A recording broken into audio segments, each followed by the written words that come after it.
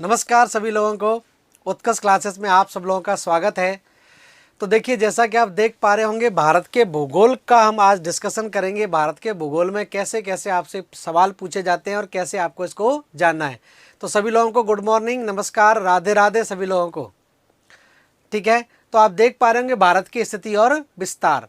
स्थिति और विस्तार बहुत ही इम्पोर्टेंट टॉपिक है और मुझे लगता है कि अगर आपने भूगोल पढ़ा होगा और भारत के भूगोल में सबसे पहले इसी की चर्चा होती है। ठीक है, तो भारत की स्थिति और विस्तार को हम थोड़ा सा डिटेल में जानेंगे कि कैसे आपके प्रश्न, क्योंकि ट्रेडिशनल तरीके से प्रश्न अब नहीं पूछे जाते हैं, प्रश्न पूछने का तरीका थोड़ा सा बदल जाता है। कैसे बदल जाता है? क्योंकि भूगोल का संबंध, ध्यान रखना, सीधा करंट अफेयर से है। समसामयिकी के संदर्भ में भूगोल से प्रश्न आपके पूछे जाते हैं। ठीक है, जैसे आप जानते हैं भारत के साथ बहुत सारे पड़ोसी देशों की सीमाएं लगती हैं और उन पड़ोसी देशों के साथ भारत के संबंध किस प्रकार के हैं। जैसे भारत और नेपाल के बीच में आजकल विवाद हो गया है, तो आपसे सीधा पूछ सकते हैं कि काला पानी लिपुलेख दर्रा कहाँ पर स्थित है। तो आपको पता होना चाहिए, क्योंकि इसी को लेकर क्या है, विवाद है। तो चर्चा में भी रहा ये, और चर्चा में रहा और भूगोल से भी संबंधित है, तो सीधा प्रश्न आपका बन जाएगा। जैसे डोकलाम वाले विवाद के बारे में आपने सुना होगा। चीन के साथ ने आपने देखा होगा, लद्दाख में चीन का कब्जा है और लद्दाख के जिस क्षेत्र में कब्जा है उसको क्या कहा जाता है। या आपसे पूछ सकते हैं कि जो लद्दाख के अंदर झील पड़ती है उस झील का नाम पूछ सकते हैं, क्योंकि उस झील के दूसरी पार चीन है और इधर की तरफ भारत की सेना रहती है। ठीक है, तो बिल्कुल जीरो लेवल से पढ़ाएंगे और सभी लोगों को नमस्कार, और साथ साथ में नोट्स भी आप बनाते चले जाएंगे।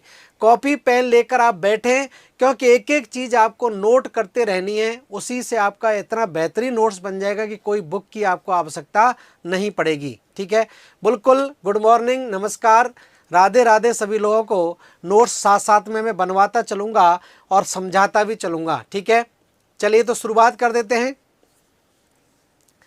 बहुत सही बात है, अमित कुमार जी ने बहुत लंबा इंतजार किया। ऐसा तो है नहीं, क्लासेस तो मेरी ऑफलाइन में ऑनलाइन में आपने ज़रूर पढ़ी होगी। ठीक है, बिल्कुल करंट अफेयर से जोड़कर आपको बहुत आनंद आने वाला है अगर आप पढ़ेंगे तो बहुत मन से। इतनी सारी जानकारी, इतनी सारी कहानियाँ आपको सुनाऊंगा इससे संबंधित कि आपको बहुत इंटरेस्ट जाग जाएगा भूगोल में।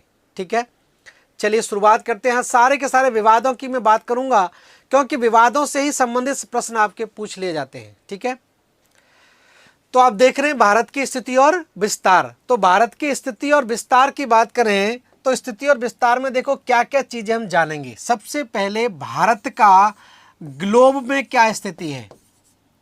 ग्लोब में भारत कहां पर आता है, भारत कितने अक्षांश में और कितने देशांतर में है। दूसरी चीज, भारत की एशिया में क्या स्थिति है, एशिया में भारत की क्या स्थिति है। और उसके बाद हम जानेंगे भारत की दक्षिणी एशिया में क्या स्थिति है, या भारत की क्या क्या कौन से भाग में आता है। तो दक्षिणी एशिया में भारत के पड़ोसी देशों के साथ क्या क्या स्थिति बनती है। ठीक है, तो ये बात आपकी यहाँ पर रहेगी। चलिए, अब मैं आपको डेली दिखूंगा, बिल्कुल इस बात की टेंशन नहीं लीजिए। काफ़ी दिनों बाद दिखा, कुछ ऐसे लोगों की शिकायत है।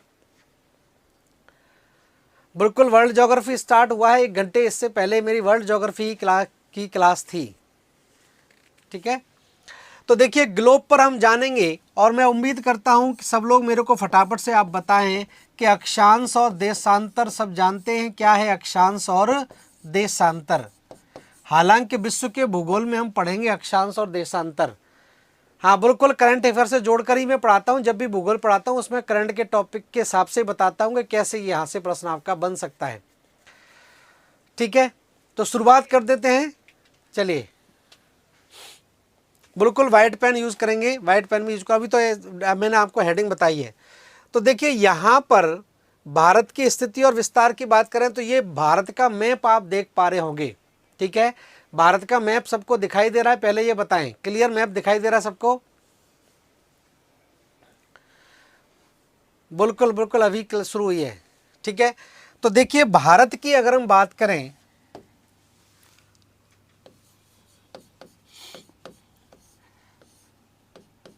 ठीक है, तो कभी कभार आपसे ऐसे ही पूछ लिया जाता है। ध्यान रखें, भारत के बहुत सारे नाम हैं, कई सारे नामों से जाना जाता है, इस देश को कई सारे नामों से जाना जाता है। ठीक है, तो देखिए भारत की अगर हम बात करें तो आपसे सीधा प्रश्न तो यही पूछा जाएगा कि ये नाम जो है वो कहाँ पर मिलता है, किसके अंदर ये नाम आपका है। आपको ऑप्शन दे देंगे। आपसे मेरा प्रश्न आपका यही है, चलिए, कि भारत जो है, भारत नाम का उल्लेख, भारत नाम का उल्लेख जो है वो किसके अंतर्गत मिलता है। ऑप्शन ए में आपको दे देता हूं, यहां पर विष्णु पुराण, विष्णु पुराण। ऑप्शन बी दे देता हूं वायु पुराण, वायु पुराण। ऑप्शन सी में आपको दे देता हूं उपनिषद, उपनिषद, ठीक है। और ऑप्शन डी उपरोक्त में से कोई नहीं, कोई नहीं, ठीक है। तो यहां में से इसमें से आप अगर जवाब दे देंगे तो मैं मान लूंगा कि आपने थोड़ा बहुत पढ़ लिया है, ठीक है। क्वेश्चन मेरा आप लोगों से ये है कि भारत शब्द का उल्लेख निम्नलिखित में से किसके अंतर्गत मिलता है, ठीक है। फटाफट से आपको बता दीजिए क्या आंसर इसमें होगा, ठीक है। भारत शब्द का उल्लेख कहां पर मिलता है ये आपको बताना है।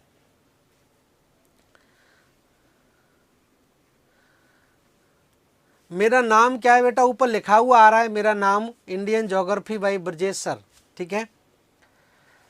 सी आंसर लगा रहे हैं काफी सारे लोग, उपनिषद लग रहा है लोगों को ज्यादातर, ठीक है। तो ध्यान रखना, मैं आपको बता देता हूं, आप सब लोगों ने एक कहानी जरूर पढ़ी होगी दुष्यंत और शकुंतला की। दुष्यंत और शकुंतला ऋग्वैदिक काल की ये कहानी है। दुष्यंत और शकुंतला के एक पुत्र होता है जिसका नाम था भरत, और भरत के नाम पर ही क्या पड़ा है, भारत पड़ा है। तो इसका उल्लेख ध्यान रखना वायु पुराण में मिलता है। बिल्कुल सही जवाब दिया किसी ने, किस में मिलता है, वायु पुराण के अंदर मिलता है, ठीक है। तो समझ गए होंगे मैं क्या कहना चाह रहा हूं। तो ये नाम ध्यान रखने कहां से मिलता है, वायु पुराण से मिलता है, ठीक है। तो देखिए, तो पहला ध्यान रखें, भारत शब्द का उल्लेख लिखते जाएं सब लोग साथ में, ऋग्वैदिक, ऋग्वैदिक काल के समय वायु पुराण, वायु पुराण से मिलता है,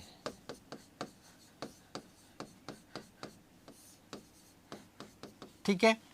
और वायु पुराण के अंतर्गत क्या होता है कि वायु पुराण के अंतर्गत एक कहानी है दुष्यंत और शकुंतला, और इनके एक पुत्र होता है, इस पुत्र का नाम था भरत, और ये माना जाता है कि भरत के नाम पर ही इसका नाम क्या पड़ा, भारत नाम पड़ा, ठीक है। उम्मीद है क्लियर हो गया होगा, ठीक है। तो इंडियन ज्योग्राफी और ज्योग्राफी में क्या डिफरेंस है, देखिए ज्योग्राफी अगर बात करते हैं तो उसमें पूरा का पूरा वर्ल्ड, विश्व का भूगोल भी आ जाएगा और भारत का भूगोल भी आ जाएगा, ठीक है। ज्योग्राफी की कई सारी शाखाएं हैं, ठीक है ना, जैसे भौतिक भूगोल है, मानव भूगोल है, भूआकृति विज्ञान है, जलवायु विज्ञान है। ये सारी के सारी जो शाखाएं एक भूगोल के अंतर्गत आ जाती है, ठीक है ना। जैसे आपने देखा होगा विज्ञान, अगर हम केवल विज्ञान की बात करते हैं तो विज्ञान के अंतर्गत आप देखेंगे कौन आ जाएगा, फिजिक्स भी आ जाएगा, केमिस्ट्री भी आ जाएगा, जूलॉजी भी आ जाएगा, बॉटनी भी आ जाएगा, ठीक है। लेकिन अगर हम पर्टिकुलर बात करें जीव विज्ञान की तो उसमें बायोलॉजी आएगा केवल, इसी तरह से है, ठीक है। हाँ बिल्कुल फिगर के साथ पढ़ाया जाएगा। भारत, एक तो भारत नाम पर नाम मिलता है, ठीक है। इसी तरह से एक और नाम मिलता है भारतवर्ष, भारतवर्ष, ठीक है। दूसरी चीज हम बात करें, जब ध्यान रखना अरबी और फारसी, अरबी और फारसी, अरबी और फारसी जब लोग भारत में आए तो उन्होंने, क्योंकि इधर नदी बहती है सिंधु नदी, और सिंधु नदी को पार जब वो करते थे तो सिंधु को सा को वो हा बोलते थे, तो इसी वजह से ध्यान रखना अरबी और फारसी लोगों ने ये नाम क्या रख दिया, इसका नाम रख दिया हिंदुस्तान, ठीक है। और ये जो हिंदुस्तान नाम रखा, ये किस आधार पर, वो लोग क्या करते थे, सिंधु नदी को प्रोनाउंस ठीक ढंग से नहीं करते थे, सिंधु को उन्होंने नाम क्या दे दिया, हिंदू नाम दिया। और हिंदू के पार का भाग जो है वो, सिंधु के पार का भाग वो सिंधुस्तान, और सा को हा बोलते थे तो वो हिंदुस्तान बोलते थे, ठीक है। इसी तरह से ध्यान रखना, जब ग्रीक लोग आए तो ग्रीक लोग जो है वो हा को आ बोलते हैं, आई से बोलते हैं, तो उन्होंने इसका नाम क्या रख दिया, इंडिया रख दिया। तो ग्रीक लोगों ने इसको इंडिया नाम दे दिया। इस तरह से कई सारे नाम हैं, नामों की हम बात कर रहे हैं, ठीक है। नाम जो है वो किस तरह से पड़े। अब हम बात करें, देखिए अब हम बात करें भारत की स्थिति ग्लोब पर कहाँ पर है। तो आपसे सीधा पूछा जाता है कि भारत कितने अक्षांश में है और कितने देशांतर में स्थित है। तो भारत का अक्षांशीय और देशांतरीय विस्तार क्या होता है, उसके बारे में आपको जानकारी जरूर रखनी है। थोड़ा से फैक्ट हैं वो आपको याद रखने ही पड़ेंगे, क्योंकि उसके बिना काम नहीं चलेगा, ठीक है। तो ध्यान रखें, भारतवर्ष जो नाम पूरे बड़े क्षेत्र को बोला गया है। ध्यान रखना, कहीं कहीं जंबो द्वीप भी इसको कहा जाता था, जंबो द्वीप के नाम से भी जाना जाता था, ठीक है। बड़े विस्तृत क्षेत्र के आधार पर इसको भारतवर्ष बोला गया है। अब हम बात करें भारत की, ध्यान रखना मैं स्थिति और विस्तार की बात करूं तो भारत का अक्षांशीय और देशांतरीय विस्तार, ध्यान रखें, ध्यान अच्छे तरीके से लिख लें, भारत का अक्षांशीय एवं देशांतरीय विस्तार, ठीक है। तो भारत के अक्षांशीय और देशांतरीय विस्तार की बात करें तो यहां से ध्यान रखना, भारत की ये मुख्य भूमि है। ये क्या है, मुख्य भूमि। ये थोड़ा सा मैं इसको डार्क कर दूं अगर आपको दिखाई नहीं दे रहा हो तो।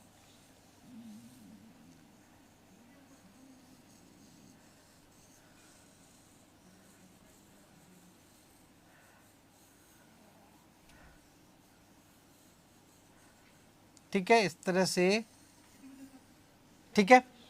तो यहां से, और ये द्वीप समूह दिखाई देते हैं इस तरह से, ये द्वीप हैं। यहां से भारत की मुख्य भूमि की स्थिति शुरू होती है, यहां से। तो ये कितने डिग्री पर है, 8 डिग्री 4 मिनट उत्तरी अक्षांश, ठीक है। तो भारत का विस्तार कहां से शुरू होता है, 8 डिग्री 4 मिनट उत्तरी अक्षांश से लेकर यहां पर शुरुआत इसकी होती है 37 डिग्री 6 मिनट उत्तरी अक्षांश, ठीक है। तो भारत का ध्यान रखना, भारत का ध्यान रखना, अक्षांशीय विस्तार कितना है, 8 डिग्री से लेकर कितना है, लगभग 37 डिग्री तक है, ठीक है। दूसरी चीज यहां पर हम बात करें, ये देशांतरी विस्तार हो जाएगा। और देशांतरी विस्तार की बात करें तो 68 डिग्री 7 मिनट पूर्वी देशांतर, पूर्वी देशांतर, यहां से लेकर यहां पर भारतीय इसका विस्तार है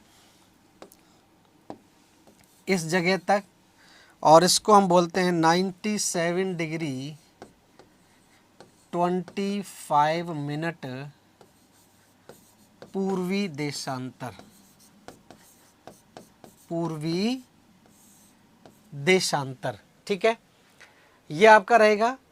देखिए भारतवर्ष जो नाम रखा गया है वो आधार कुछ नहीं है, पूरा का पूरा बड़े क्षेत्र को, बड़े भाग जो है उसको हिसाब से इसको भारतवर्ष बोल देते हैं। जम्बो द्वीप इसको कहा जाता था पहले, ठीक है। तो इस तरह से ध्यान रखें। तो भारत का आप देख रहे हैं अक्षांशीय और देशांतरी विस्तार, याद कर लें सीधा 8 डिग्री 4 मिनट उत्तरी अक्षांश से लेकर 37 डिग्री 6 मिनट उत्तरी अक्षांश तक है, और 68 डिग्री 7 मिनट पूर्वी देशांतर से 97 डिग्री 25 मिनट पूर्वी देशांतर की ओर इसका विस्तार है। ये आपको याद रखना पड़ेगा, ठीक है। और यहाँ पर भारत का अक्षांश पड़ता है इस जगह पर दक्षिणी अंडमान। यहाँ पर इसकी बात करें तो ध्यान रखना यहाँ पर जो बात आपकी आती है ये 6 डिग्री 45 मिनट 6 डिग्री 45 मिनट उत्तरी अक्षांश। तो ये ध्यान रखना भारत का जो आखिरी द्वीप है जिसको हम बोलते हैं ग्रेट निकोबार, ये कितने पर है? 6 डिग्री पर है। ठीक है। और ऊपर से नीचे तक और पश्चिम से पूर्व में अगर आप देखें तो भारत का लगभग 30 डिग्री विस्तार है। 30 डिग्री अक्षांशीय और देशांतरी विस्तार है। इसी के आधार पर देखा जाए तो भारत की आकृति पूछी जाती है। तो ध्यान रखना भारत की आकृति कैसी है? भारत की आकृति चतुष्कोणीय है, चतुष्कोणीय। ठीक है, चतुष्कोणीय आकृति है दोनों में। अब आप देखें यहां से 68 डिग्री से लेकर 97 डिग्री तक भारत 30 डिग्री देशांतर में फैला हुआ है। और आपको पता ही है कि देशांतर रेखाओं की सहायता से ही हम समय का निर्धारण करते हैं। ठीक है, देशांतर रेखाओं से ही हम समय का निर्धारण करते हैं। और आपको ये पता होगा कि 15 डिग्री देशांतर पर समय बदल जाता है और भारत 30 डिग्री देशांतर में फैला हुआ है। तो भारत ने क्या किया कि इन दोनों के बीच का रास्ता निकाला और यहाँ से ध्यान रखना एक रेखा गुजरती है, इसको हम बोलते हैं 82.5 डिग्री पूर्वी देशांतर। और 82.5 डिग्री पूर्वी देशांतर को हम क्या बोलते हैं? इसी को हम बोलते हैं भारतीय मानक समय रेखा। भारतीय मानक समय रेखा। तो ध्यान रखना भारतीय मानक समय रेखा कितने डिग्री से है? 82.5 डिग्री से। बिल्कुल एसएससी जीडी के लिए भी आप क्लास देख सकते हैं, सब आते हैं इसी तरह से।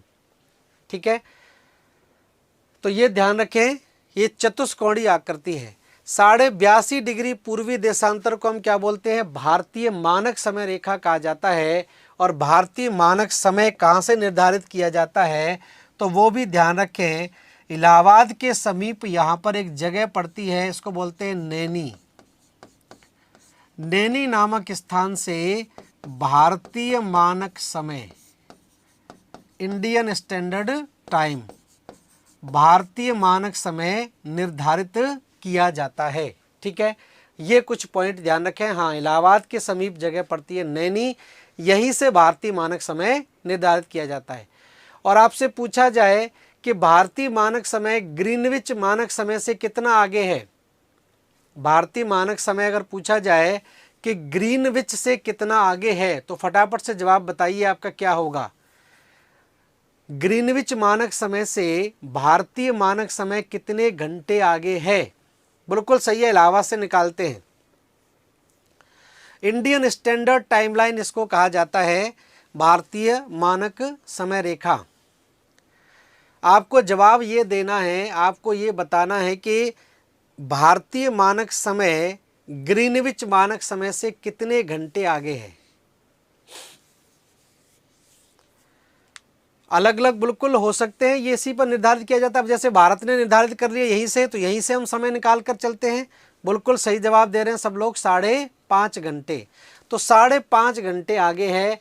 अगर ग्रीनविच पर दोपहर के 12 बजे हैं तो भारत में उस समय कितने बजे होंगे? 5:30 बजे का समय होगा शाम का। ठीक है, तो इस तरह से थोड़ा सा इसको ध्यान रखना है, बाकी चीजें हम आगे जानेंगे। ठीक है, तो ये कुछ ध्यान रखें अक्षांशीय और देशांतरीय विस्तार के बारे में।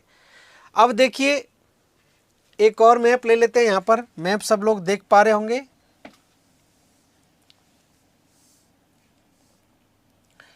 अब यहीं पर ध्यान रखना, भारत की हम बात करें तो भारत का उत्तर से दक्षिण और भारत का पश्चिम से पूर्व ये पूछा जाता है लंबाई। ठीक है, तो ये जानते हैं आप, उत्तर है, ये दक्षिण है, ये पश्चिम है और ये पूर्व है। तो भारत का उत्तर से दक्षिण और पश्चिम से पूर्व लंबाई की बात करें तो 3114 किलोमीटर है उत्तर से दक्षिण और 2933 किलोमीटर है पश्चिम से पूर्व की ओर, ये है इस प्रकार से। ठीक है, अब कुछ पॉइंट आपसे पूछे जाते हैं कि भारत का पश्चिमतम बिंदु कौन सा है, भारत का दक्षिणतम बिंदु कौन सा है, पूर्वतम कौन सा है, ये पूछा जाता है। ठीक है, तो देखिए मैं यहाँ पर लिख देता हूँ, अगर बात आती है भारत के पश्चिमतम बिंदु की, तो यहाँ पर एक जगह पड़ती है, इसको बोलते हैं गौहर माता, गौहर माता सर क्रीक, और ये कहाँ पर पड़ता है, गुजरात में। ठीक है, तो गौहर माता सरक्री गुजरात में, ध्यान रखना ये पश्चिमतम बिंदु है, नोट करते जाएं सब लोग साथ में, पश्चिमतम बिंदु। बहुत पूछा जाता है ये क्वेश्चन आपका कि निम्नलिखित में से भारत का पश्चिमतम बिंदु कौन सा है, तो ये आपको लगाना है गौहर माता। ठीक है, भारत का पश्चिमतम बिंदु लिखते जाइए मेरे साथ में ही। ठीक है, भारत का पश्चिमतम बिंदु क्या होगा, गौहर माता, जो सरक्रीक गुजरात में पड़ता है। दूसरा, भारत का उत्तरतम बिंदु की बात करें तो यहाँ पर भारत का उत्तरतम बिंदु दिखाई देगा, इसको हम बोलते हैं इंदिरा कौल,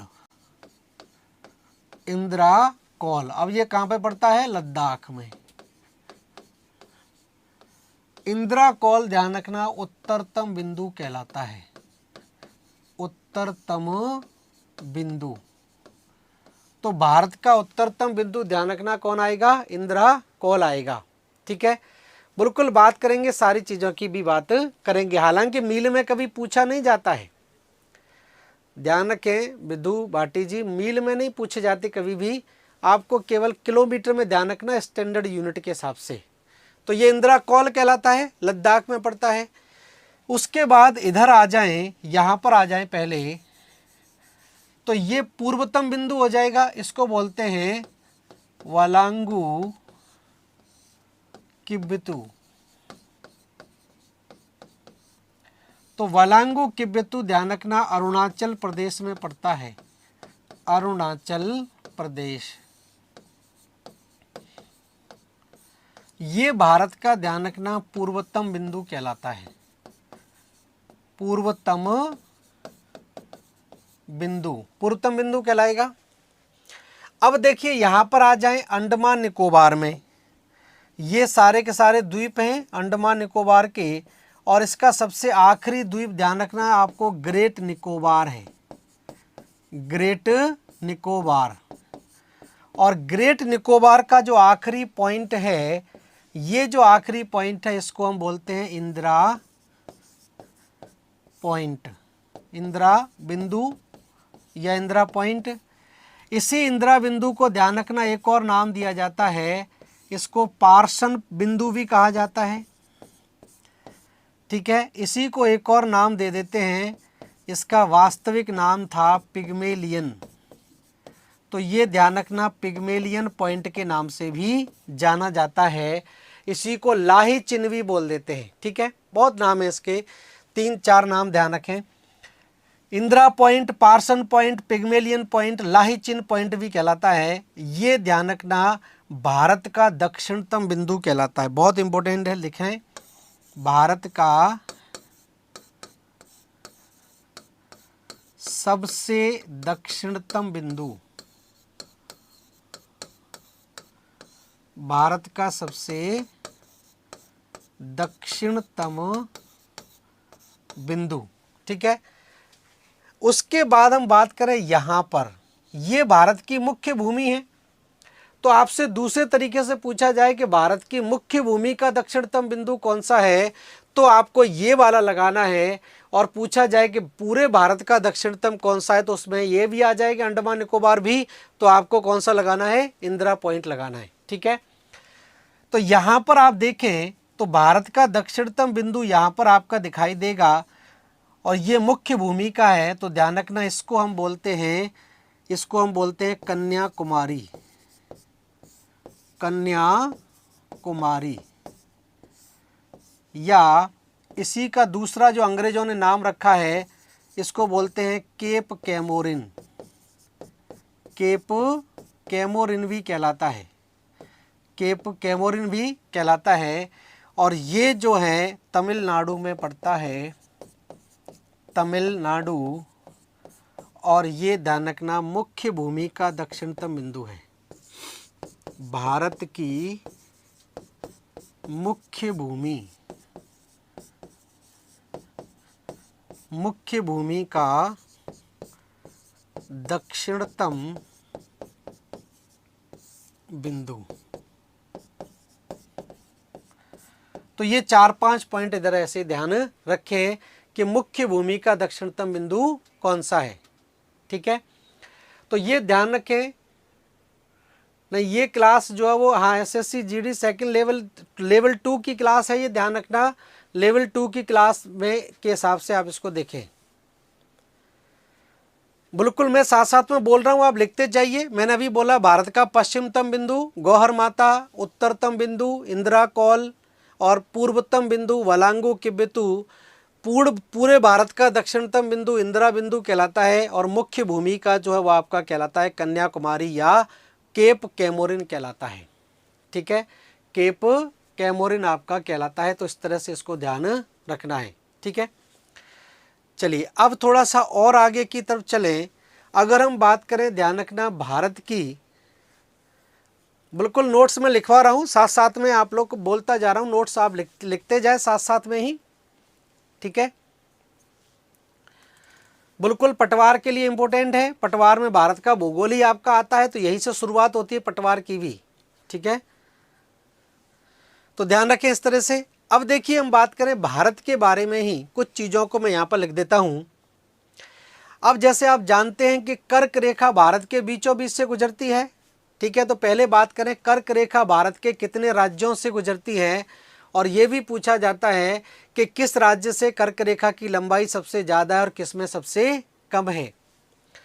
तो देखिए बात करें कर्क रेखा की, कर्क रेखा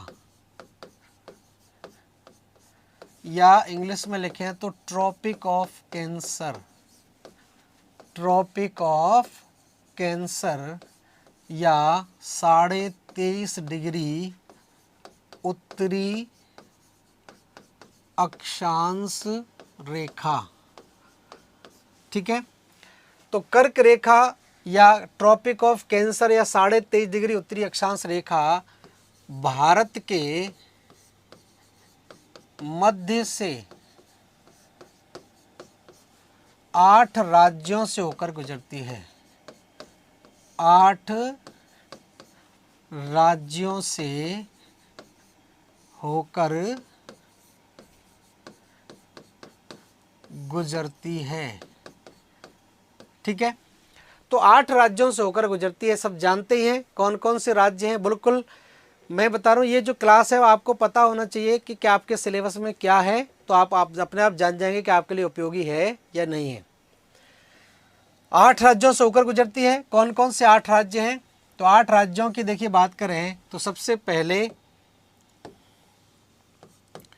एंटर करती है कहाँ से? गुजरात से। गुजरात के बाद राजस्थान, राजस्थान के बाद मध्य प्रदेश, मध्य प्रदेश के बाद मध्य प्रदेश से अलग होकर एक राज्य बना है छत्तीसगढ़, और छत्तीसगढ़ के बाद लिखें झारखंड, और झारखंड के बाद पश्चिमी बंगाल। ठीक है, इसके अलावा 2 पूर्वोत्तर राज्य हैं, एक है त्रिपुरा और दूसरा है मिजोरम। तो ये तो 8 राज्य आपको ध्यान रखने पड़ेंगे। 8 राज्य हैं, ठीक है, 8 राज्य हैं, गुजरात, राजस्थान, मध्य प्रदेश, छत्तीसगढ़, झारखंड, पश्चिमी बंगाल, त्रिपुरा और मिजोरम। ये दोनों राज्य ध्यान रखना पूर्वोत्तर राज्य हैं। तो ये भी पूछ लेते हैं कि निम्नलिखित में से पूर्वोत्तर राज्यों से कौन कौन से राज्य आते हैं जिनसे कर्क रेखा गुजरती है, तो ये आपके राज्य हैं। ठीक है, दूसरी चीज़ हम बात करें दूसरी चीज बिल्कुल मैप में भी बात करेंगे, मैप में भी बता चुका हूं। दूसरी देखो बात करें, सबसे लंबी कर्क रेखा की सबसे अधिक लंबाई किस राज्य में है और सबसे कम लंबाई किस राज्य में है, ये आपसे पूछा जाता है। ठीक है, तो अगर आपसे पूछा जाए कि कर्क रेखा की सबसे कम लंबाई किस राज्य में है तो क्या आंसर होगा। हालांकि आप सब लोग जानते भी होंगे, बहुत पुराने प्रश्न हो गए, कई बार आ चुके हैं। तो ध्यान रखें, कर्क रेखा की सबसे कम लंबाई की बात होती है तो वो राज्य ध्यान रखना कौन सा है, राजस्थान। तो कर्क रेखा की सबसे कम लंबाई राजस्थान में है और कर्क रेखा की सबसे अधिक लंबाई मध्य प्रदेश में है। ठीक है, तो ध्यान रखें, कर्क रेखा की सबसे कम लंबाई और सबसे अधिक लंबाई ध्यान रखें मध्य प्रदेश में और सबसे कम लंबाई राजस्थान के अंतर्गत है। ठीक है, तो मैं बता चुका हूं। देखिए सीधे सीधे जो लेवल 2 की बात होती है तो लेवल 2 में आप देखिए पटवार के लिए आप इसको पढ़ सकते हैं, रीट के लिए आप पढ़ सकते हैं, सी टेट के लिए पढ़ सकते हैं, यूपी टेट के लिए पढ़ सकते हैं, सुपर टेट के लिए पढ़ सकते हैं, एसएससी आपके सीजीएल के लिए पढ़ सकते हैं, सीएचएसएल के लिए पढ़ सकते हैं, 10+2 के लिए पढ़ सकते हैं, एसएससी जीडी के लिए, कांस्टेबल के लिए पढ़ सकते हैं, सब इंस्पेक्टर के लिए भी पढ़ सकते हैं। तो ये कई सारे एग्जाम के लिए आपका उपयोगी है। ठीक है, तो ध्यान रखें, राजस्थान में इसकी लंबाई शायद लगभग 32 किलोमीटर है। जो डूंगर आपका डूंगरगढ़ और आपका बांसवाड़ा वहां से गुजरती है वो राजस्थान के भूगोल का पार्ट रहेगा। ठीक है, तो ये ध्यान रखें, 8 राज्यों से होकर गुजरती है, गुजरात, राजस्थान, मध्य प्रदेश, छत्तीसगढ़, झारखंड, पश्चिम बंगाल, त्रिपुरा और मिजोरम। अब देखिए बात करें, हाँ वही 26 किलोमीटर के लगभग शायद इसकी लंबाई है। लंबाई नहीं पूछी जाती कभी भी, तो ध्यान रखें जो मैं पढ़ा रहा हूँ वो बिल्कुल पूरी तरह से आप उस पर विश्वास करके पढ़ें। जो चीज़ मैं नहीं करा रहा हूँ उसका मतलब ये नहीं है कि वो मुझे आती नहीं है, आपको वो जमा ही नहीं करना है। ठीक है, आपको ध्यान रखना आजकल जो स्टडी है वो स्मार्ट स्टडी के रूप में करनी है। जो चीज़ आपसे कभी पूछी नहीं जाती है उसको आप क्यों अपने दिमाग में कचरे के रूप में इकट्ठा करेंगे। बहुत सारे डाटा आपको नहीं रटने की आवश्यकता है, सीधा एग्जाम में पूछा जाएगा इसी तरह से। कभी भी लंबाई नहीं पूछी जाएगी, कभी भी लंबाई नहीं पूछी जाती है, तो आपको वो डाटा इकट्ठा करने की आवश्यकता है ही नहीं, क्यों अपने दिमाग में कचरा जमा करना है। ठीक है, लंबाई ठीक है लिख सकते हैं लेकिन वो आपका नहीं पूछी जाती है। ठीक है, चलिए तो ये आपकी बात हो गई। अब हम बात करें, ध्यान रखना, भारतीय मानक समय रेखा की। तो उत्तर से दक्षिण में भारतीय मानक समय रेखा गुजरती है। जैसे ये, जैसे मान लीजिए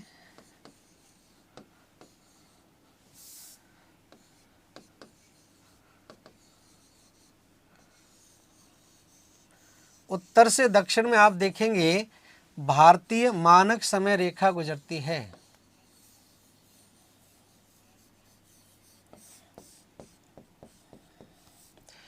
यहां से देखिए, यहां से गुजरती है भारतीय मानक समय रेखा 82.5 डिग्री पूर्वी देशांतर,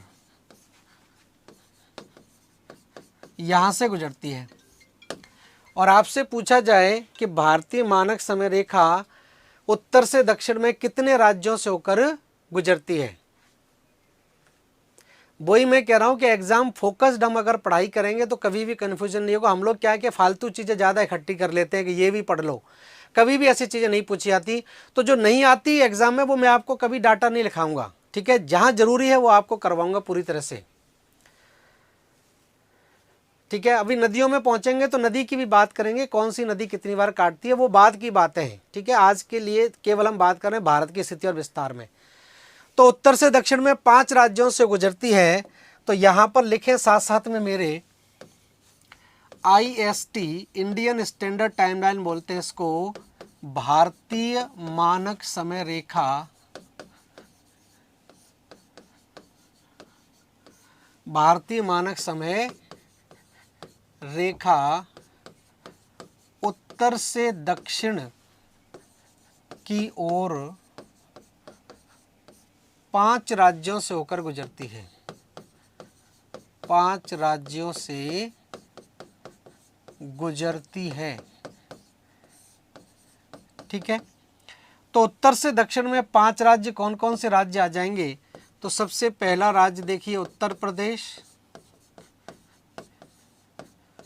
उत्तर प्रदेश के बाद मध्य प्रदेश, मध्य प्रदेश, मध्य प्रदेश से अलग होके बनाए छत्तीसगढ़, छत्तीसगढ़ के अलावा उड़ीसा, और उड़ीसा के अलावा लिख लीजिए यहाँ पर का आंध्र प्रदेश,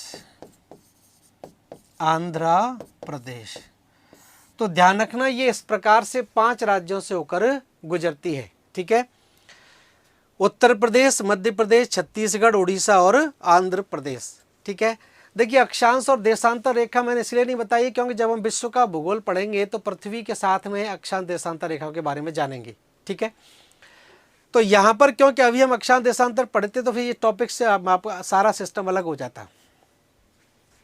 तो उत्तर प्रदेश, मध्य प्रदेश, छत्तीसगढ़, उड़ीसा और आंध्र प्रदेश से गुजरती है। और यहाँ से एक प्रश्न आपका और बनता है, यहीं से हम देख रहे थे, यहीं से आपकी गुजर रही थी कौन सी, यहीं से गुजर रही थी कर्क रेखा इस प्रकार से, और कर्क रेखा यहाँ से गुजर रही थी, और ये आपकी ऊपर से नीचे आप देख रहे हैं पूर्वी देशांतर। तो आपसे पूछा जाएगा कि भारत के ऐसे कौन से राज्य हैं जिनसे कर्क रेखा भी गुजरती है और भारतीय मानक समय रेखा भी गुजरती है, ये प्रश्न आपसे पूछा जाएगा। ठीक है, तो देखिए यहाँ पर आप देख रहे थे मध्य प्रदेश और छत्तीसगढ़। तो मध्य प्रदेश और छत्तीसगढ़ 2 ऐसे राज्य हैं जिनसे कर्क रेखा भी गुजरती है और इनसे भारतीय मानक समय रेखा भी गुजरती है। ठीक है, तो 5 राज्यों से गुजरती है, 2 राज्य दोनों में कॉमन है। तो ये प्रश्न आपका पूछा जाएगा कि निम्नलिखित में से कौन से ऐसे राज्य हैं जिनसे कर्क रेखा भी गुजरती है और भारतीय मानक समय रेखा भी गुजरती है? तो आंसर आपका क्या होगा? मध्य प्रदेश और छत्तीसगढ़। तो लिख लें इसमें, इन दोनों राज्यों से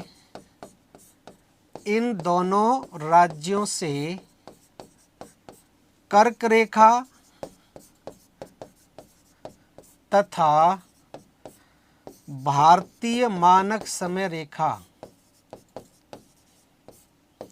भारतीय मानक समय रेखा दोनों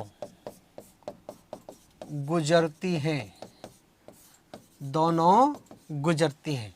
ठीक है, इस तरह से आपको ध्यान रखना है। छत्तीसगढ़ में काटती हैं एक दूसरे से, रांची में नहीं काटती, ध्यान रखना छत्तीसगढ़ में काटती हैं। अगर आपसे पूछा जाए कि भारतीय मानक समय रेखा और कर्क रेखा एक दूसरे को कहाँ पर काटती हैं, तो ये जो स्थान है ये छत्तीसगढ़ है, छत्तीसगढ़।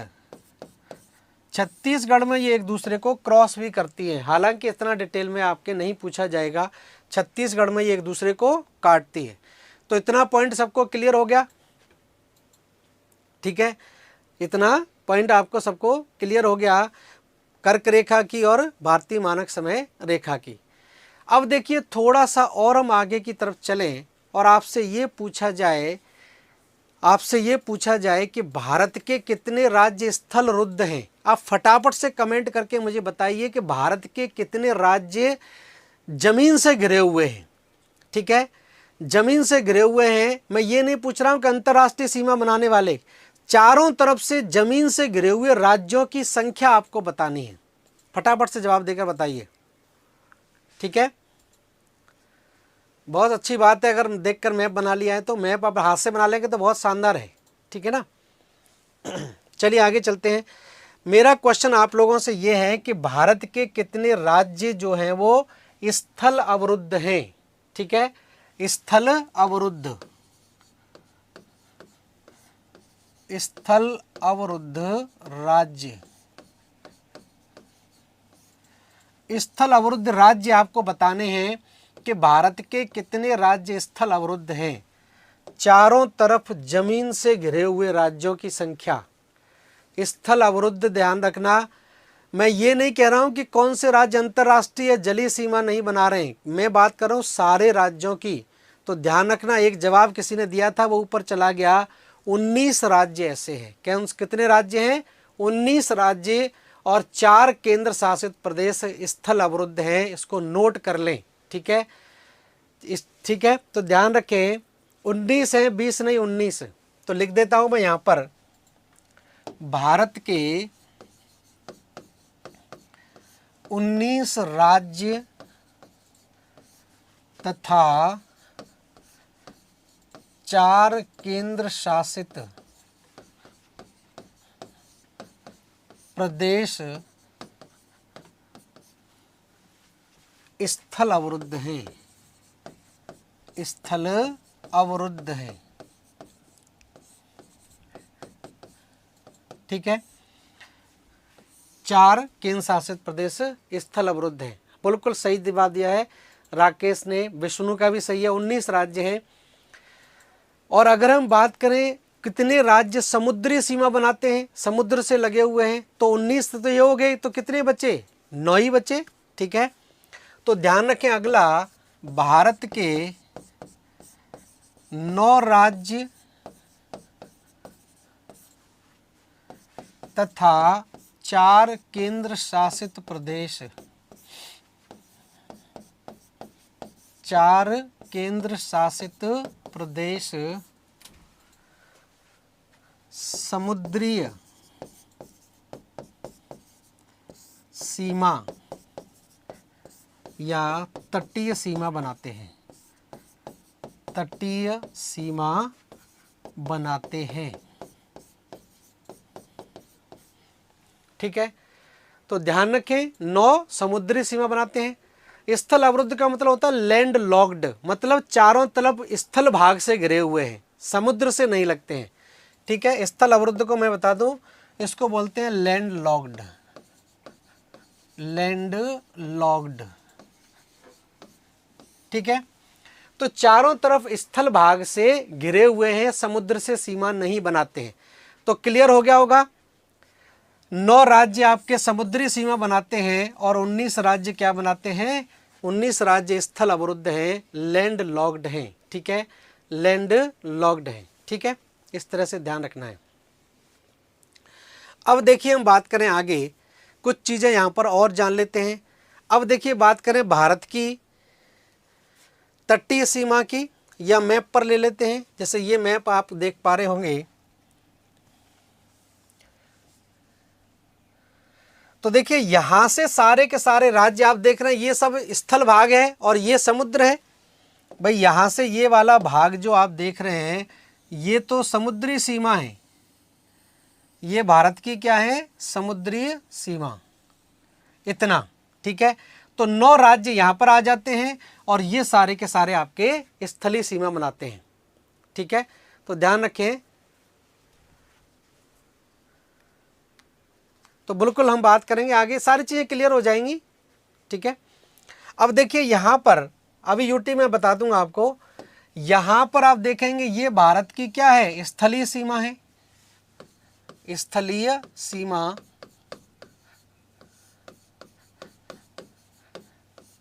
और ये भारत की क्या है? जलीय सीमा, जलीय सीमा या समुद्री सीमा। तो ध्यान रखें स्थलीय सीमा की अगर लंबाई पूछी जाए तो ये कितनी है? 15,200 किलोमीटर है। और अगर जलीय सीमा की लंबाई पूछी जाए तो ये मुख्य भूमि की कितनी है? 6100 किलोमीटर है। और अगर इसमें द्वीपों को भी शामिल कर लें, इसमें लक्षद्वीप को जोड़ दें, अंडमान निकोबार को भी जोड़ दें, तो ध्यान रखना द्वीपों सहित कुल तटीय सीमा या समुद्री सीमा, कुल समुद्रीय सीमा कितनी हो जाएगी इसमें? तो ये हो जाएगी 7516.6 किलोमीटर। तो ये भारत की कुल जलीय सीमा की स्थिति कहलाती है, ठीक है। देखिए यहाँ पर हम बात कर रहे हैं भारत की स्थिति और विस्तार की। देश की जब बात करेंगे, महाद्वीपों के बारे में पढ़ेंगे, तब महाद्वीपों में हम बात कर लेंगे कौन से महाद्वीप में कितने देश लैंड लॉक्ड हैं, ठीक है। अगर हम बात करें भारत की कुल कुल सीमा की लंबाई, और कुल सीमा की बात करें तो इसमें ध्यान रखना आपकी स्थलीय प्लस तटीय दोनों आ जाएंगी। तो ये बढ़कर कितनी हो जाती है, इसको और इसको हम जोड़ दें तो ये हो जाएगी 22,716.6 किलोमीटर। ये कुल सीमा की स्थिति है। ठीक है, यहाँ पर ध्यान रखें, हाँ बिल्कुल मिला दिया गया है, दादरा नगर हवेली और दमन द्वीप को मिला दिया गया है, इसलिए पहले 9 केंद्र शासित प्रदेश थे, अब 8 हो गए। ठीक है, ठीक है, ध्यान रखना 19 राज्य है, 16 नहीं 19। क्लियर है इतना। अब देखिए कुछ चीज़ हम जान लेते हैं और बेसिक यहीं पर भारत की अगर हम बात करें, भारत का क्षेत्रफल, भारत का क्षेत्रफल, तो भारत का क्षेत्रफल आप जानते हैं सब लोग कितना है, 32,87,263 वर्ग किलोमीटर है। ठीक है, और ये ध्यान रखना विश्व के कुल क्षेत्रफल का 2.42% है। तो भारत का कुल क्षेत्रफल विश्व के क्षेत्रफल का मात्र कितना है, 2.42% है, 42% है। ठीक है, इस तरह से ध्यान रखना है। दूसरी चीज अगर देखा जाए तो क्षेत्रफल की दृष्टि से भारत का विश्व में कौन सा स्थान है, क्षेत्रफल की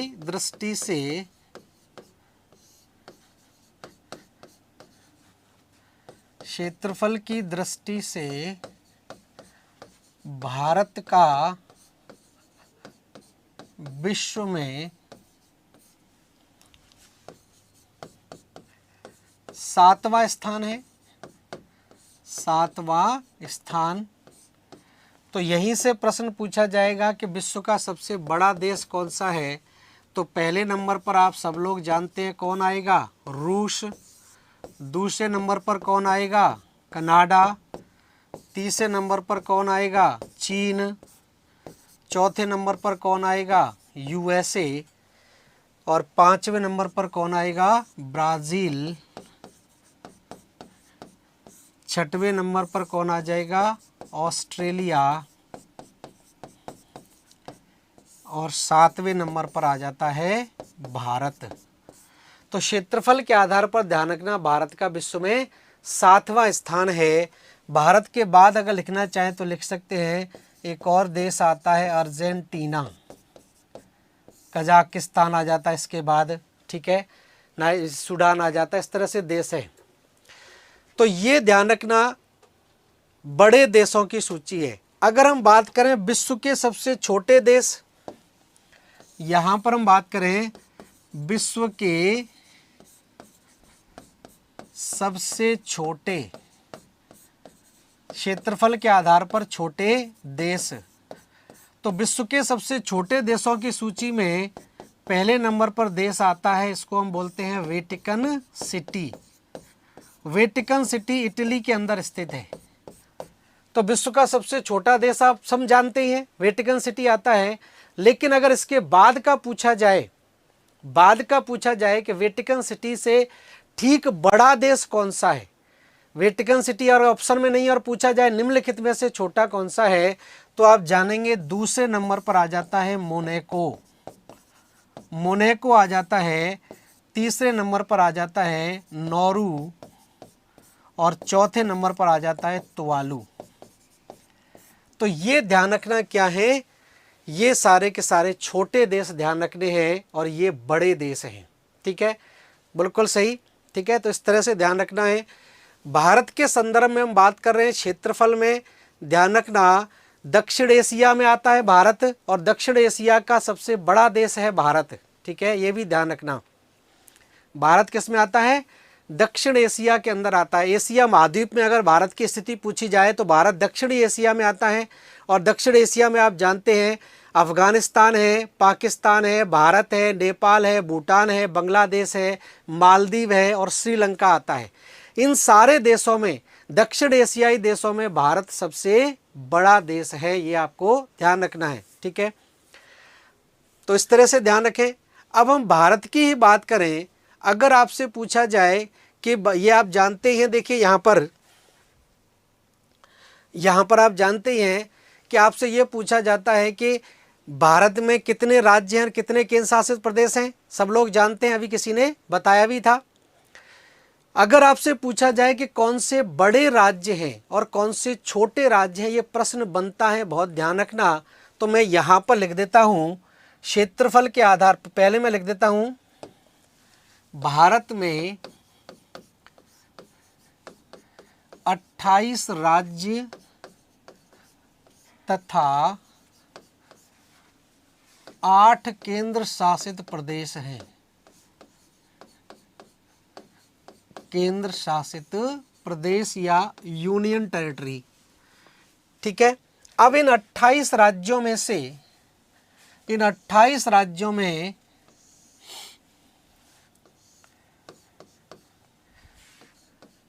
क्षेत्रफल के आधार पर आप नोट करते जाएं, बहुत महत्वपूर्ण चीज मैं बता रहा हूं। क्षेत्रफल के आधार पर सबसे बड़े राज्य, सबसे बड़े राज्य और सबसे छोटे राज्य, सबसे छोटे राज्य। ठीक है, तो बड़े राज्यों में तो आप जानते ही हैं राजस्थान है, लेकिन राजस्थान ऑप्शन में ही नहीं दे रखा है। और पूछा जाए निम्नलिखित में से सबसे बड़ा राज्य कौन सा है, राजस्थान ऑप्शन में नहीं है, तो दूसरे नंबर का आपको पता होना चाहिए। ठीक है, तो ध्यान रखना यहाँ पर क्या स्थिति आपको याद रखनी है।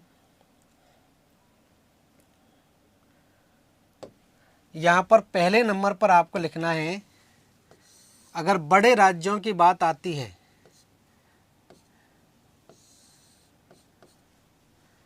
तो मैं एक लाइन बता देता हूं, वो याद रखना। राजनीति में महान यूपी, राजनीति में महान यूपी आपको ध्यान रखना है। ठीक है, बिल्कुल बात करेंगे लैंडलॉक की मैप में भी। राजनीति में महान यूपी, और राजनीति में महान यूपी ध्यान रखेंगे तो राज से पहले नंबर पर हो गया क्या, राजस्थान हो गया क्षेत्रफल के आधार पर। में से दूसरे नंबर पर हो गया मध्य प्रदेश,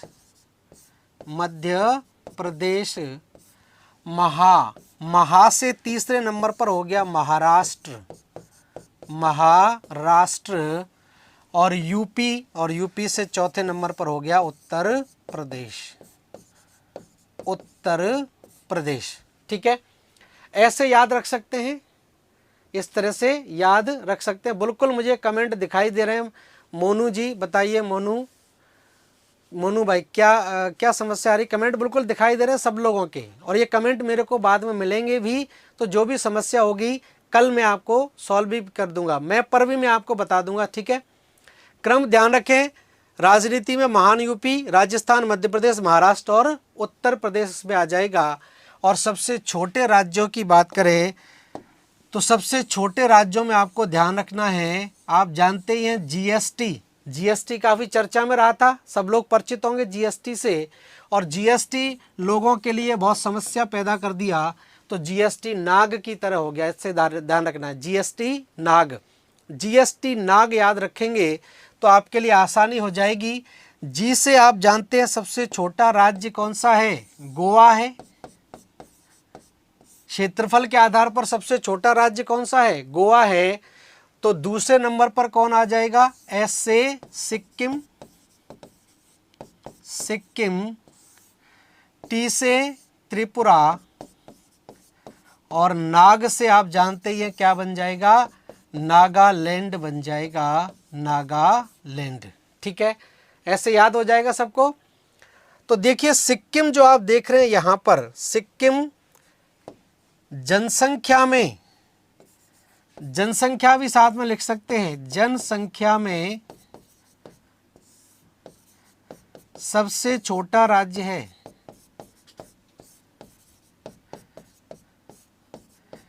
तो सबसे कम जनसंख्या पूछी जाए किस राज्य की है तो आंसर क्या होगा, सिक्किम हो जाएगा। और पूछी जाए कि सबसे ज़्यादा जनसंख्या किसकी है तो ध्यान रखना जनसंख्या में सबसे बड़ा राज्य। तो जनसंख्या की दृष्टि से तो सब जानते ही हैं उत्तर प्रदेश सबसे बड़ा है, लेकिन अगर जनसंख्या की दृष्टि से सबसे छोटा पूछा जाए तो सिक्किम याद रखना है। याद हो जाएगा, इसी तरह से याद रख लेंगे तो याद बहुत आसानी से हो जाएगा। ठीक है, अब देखिए अगर हम बात करें भारत में कुछ जिलों की, एक मैं राजस्थान का एक एग्ज़ाम का पेपर चेक कर रहा था, उसमें मैंने देखा था जिले भी पूछ लिए गए कि भारत का सबसे बड़ा जिला कौन सा है, ऐसे पूछ लेते हैं भारत का सबसे बड़ा जिला कौन सा है। ठीक है, तो ध्यान रखना रामबान जी, क्या नाम है आपका, ये पहली क्लास है क्या, बिल्कुल आज पहली क्लास है। आज से आपका भारत का भूगोल का सिलेबस शुरुआत करूंगा तो लगभग पूरा हो जाएगा। बिल्कुल लाइव क्लास चल रही है। ठीक है, लाइव क्लासेज ही आपकी चल रही है, सारी की सारी ऐप में लाइव क्लासेज चल रही हैं। ठीक है, तो ध्यान रखें, यहाँ पर देखिए वो, हाँ कन्फ्यूजन आपको क्या हो रहा है, प्राची माथुर मैंने आपको 16 राज्य बताए होंगे अंतर्राष्ट्रीय सीमा बनाने वाले, 16 राज्य अंतर्राष्ट्रीय सीमा बनाते हैं। ध्यान रखना मैं बात कर रहा था स्थल अवरुद्ध की, अंतर्राष्ट्रीय सीमा की बात नहीं कर रहा हूं मैं स्थल अवरुद्ध राज्यों की बात कर रहा था कि जो चारों तरफ भूमि से घिरे हुए हैं। ठीक है, लेकिन अगर बात आती है कि कौन से राज्य अंतर्राष्ट्रीय सीमा बनाते हैं तो वो राज्य मैंने आपको लिखाए होंगे पहले। ठीक है, इसीलिए आपको शायद कन्फ्यूजन हो रहा है, तो मैंने थोड़ा सा यहाँ पर अभी बात करेंगे अंतर्राष्ट्रीय में तो आपका वही आएगा, 16 ही वाला बात आएगी। ठीक है, चलिए, हाँ सबसे बड़ा राज्य बता भी दिया कच्छ। तो देखिए जिलों की बात करें तो यहाँ पर मैं जिले ले लेता हूँ, जिले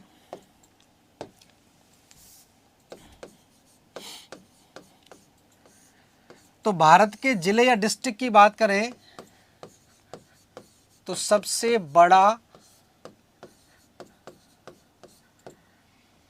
बड़ा जिला और सबसे छोटा जिला।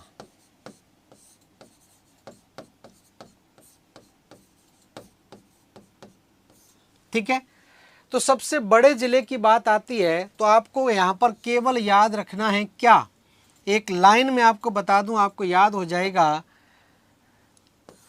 आपको याद रखना है कलेजा बड़ा, इतना याद रखना है। ये ट्रिक है, आपको याद रखनी है कलेजा बड़ा, और कलेजा अगर आप बड़ा करेंगे तो याद हो जाएगा आसानी से। सबसे बड़ा जिला जो हो जाएगा वो होगा कच्छ, और कच्छ कहाँ पर पड़ता है, गुजरात के अंदर पड़ता है। ठीक है, लेह से हो जाएगा लेह, और लेह कहाँ पर पड़ता है, लद्दाख की राजधानी है लेह। ठीक है, और जा से हो जाएगा, ध्यान रखना जैसलमेर, जैसलमेर हो गया, और बा से तो आप जान गए क्या होगा, बाड़मेर हो जाएगा। ये दोनों राजस्थान में पड़ते हैं। क्लियर है, बड़े हो जाएंगे आसानी से। ठीक है, तो ये ध्यान रखें, कलेजा बड़ा याद रखेंगे तो आपको हमेशा के लिए याद हो जाएगा। ठीक है, विष्णु जी अभी तो शुरुआत हुई है, कितने दिनों में कंप्लीट होगा वो अभी मैं नहीं बता सकता, अभी टाइम लगेगा। शुरुआत हुई है, आज तो पहली क्लास थी। और सबसे छोटे ज़िले की अगर बात करें तो सबसे छोटा ज़िला पड़ता है माहे, माहे ज़िला। ध्यान रखना इसकी खासियत क्या है कि ये पुडुचेरी का ज़िला है, पुडुचेरी का ज़िला जो केरल राज्य में स्थित है। तो केरल में ध्यान रखना पुडुचेरी का है, तो ये है तो इसकी लोकेशन तो केरल में है, लेकिन ये जिला किसका है, पुडुचेरी का। ये भी हम बात करेंगे कि कौन सा केंद्र शासित प्रदेश है जिसका विस्तार 3 राज्यों में है। तो पुडुचेरी, ध्यान रखना, पुडुचेरी एक ऐसा केंद्र शासित प्रदेश है जिसका विस्तार, ध्यान रखना, कहाँ पर है, 3 राज्यों के अंदर पड़ता है। आंध्र प्रदेश में है, तमिलनाडु में है, और आपका पड़ता है केरल के अंदर। तो इस तरह से ध्यान रखें, ये बात हो गई किसकी, जिलों तक की बात हो गई। ठीक है, अब अगर जनसंख्या में पूछा जाए तो जनसंख्या में मैंने बता दिया सबसे बड़ा राज्य कौन सा है। तो सबसे बड़ा राज्य जनसंख्या में आपका हो गया उत्तर प्रदेश, सबसे छोटा हो गया सिक्किम। अगर केंद्र शासित प्रदेश में पूछा जाए कि भारत का सबसे बड़ा केंद्र शासित प्रदेश कौन सा है क्षेत्रफल की दृष्टि से, फटाफट बताइए। भारत का एरिया वाइज सबसे बड़ा केंद्र शासित प्रदेश बताइए फटाफट से। क्षेत्रफल की दृष्टि से, क्षेत्रफल की दृष्टि से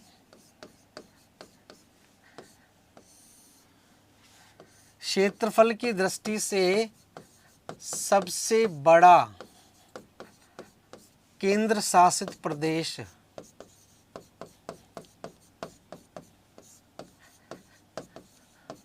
और सबसे छोटा केंद्र शासित प्रदेश, सबसे छोटा, फटाफट जवाब दीजिए क्या होगा, केंद्र शासित प्रदेश। क्षेत्रफल की दृष्टि से सबसे बड़ा किसने बताया, लद्दाख, सबसे बड़ा लद्दाख है। कुछ लोग राजस्थान भी बता रहे हैं, मैं केंद्र शासित प्रदेश की बात कर रहा हूँ। सबसे बड़ा केंद्र शासित प्रदेश ध्यान रखना कौन है, लद्दाख है। और सबसे छोटा केंद्र शासित प्रदेश हो जाएगा लक्षद्वीप, लक्षद्वीप हो जाएगा, ध्यान रखना। ठीक है, लक्षद्वीप हो जाएगा। ठीक है, और जनसंख्या की अगर बात करें, जनसंख्या में केंद्र शासित प्रदेशों में तो सर्वाधिक जनसंख्या वाला केंद्र शासित प्रदेश है दिल्ली, और सबसे कम जनसंख्या वाला केंद्र शासित प्रदेश हो जाएगा लक्षद्वीप। दिल्ली सर्वाधिक जनसंख्या और लक्षद्वीप में सबसे कम जनसंख्या। तो इस तरह से ये कुछ आंकड़े ध्यान रखना है। आज समय आपका कंप्लीट हो गया है, यहीं से नेक्स्ट क्लास में हम और चलेंगे आगे। तो इसको ज़रूर पढ़कर आएँ, जिन्होंने क्लास बाद में ज्वाइन करी है वो इस पार्ट को ज़रूर पढ़कर आएँ। नेक्स्ट क्लास में हम अंतर्राष्ट्रीय सीमाओं की बात करेंगे और क्या क्या भारत के पड़ोसी देशों के साथ संबंध हैं, उन अंतर्राष्ट्रीय सीमाओं को किस किस नाम से जाना जाता है, कौन कौन से राज्यों की सीमाएं कौन कौन से देश से के साथ लगती हैं, ये सारी की सारी चीज़ें नेक्स्ट क्लास में हम कंप्लीट करेंगे। तो धन्यवाद सभी लोगों का जुड़ने के लिए। थैंक यू, नमस्कार।